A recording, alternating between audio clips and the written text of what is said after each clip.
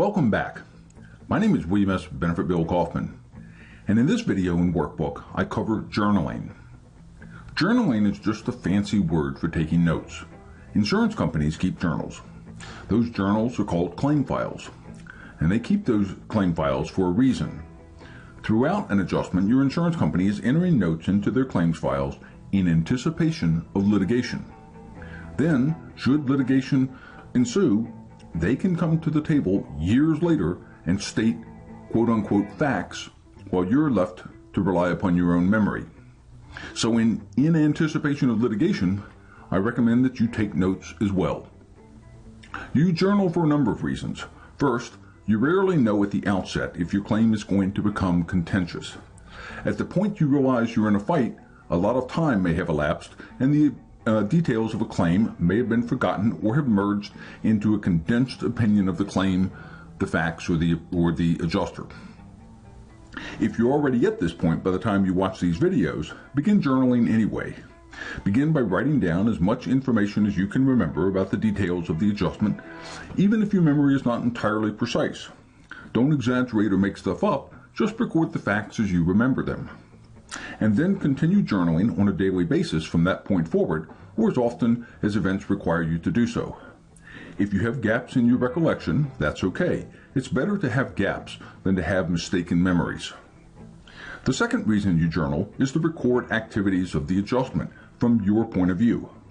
When you journal, you're telling the story of your loss from the vantage point of recording the activities of the adjustment. You write down instructions given to you, statements made by the adjuster and others, and anything else that seems important. You also document events, inspections, meetings, and so on. Now, if you get into a major fight with your insurance company, your journal may be evidence that is introduced into a court of law. And your journal can be a powerful piece of evidence when used in court. Thus, it's important that your journaling be as dispassionate as possible. And this is not to say if someone is a jerk, you don't record what a jerk they are, but that you expound upon that to describe the activities and the attitudes that brought you to the conclusion that they were a jerk. Your journal should not be a litany of conclusions extolling how you have been victimized. Rather, it should be factually based with as few conclusions as possible. It's your attorney's job to demonstrate the conclusions of improper activity to a jury, not yours. Your job is just to state the facts. Now, this is much more difficult than it sounds because you're emotionally involved in your loss. For everyone else, it's just a job. But in your journal, you don't want to reduce yourself to being a victim. Again, you just want to state the facts. So what do you want to record?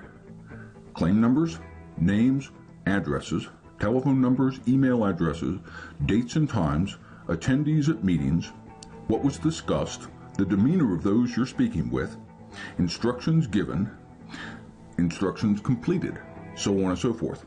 Any communication between you and the adjuster should become a part of your journal as well. And when sending emails, be sure to copy yourself and add those emails to your journal. And the same thing goes for letters and faxes. Always keep a copy. That way you're building a claim file from your own point of view. Now, I cover letter writing in another video, so be sure to watch that video for tips on writing letters, as the information you express in a letter is different from that is recorded in a journal. Now, this has been Benefit Bill, bringing you information that you can use to take charge of your claim for greater gain. Have a great day.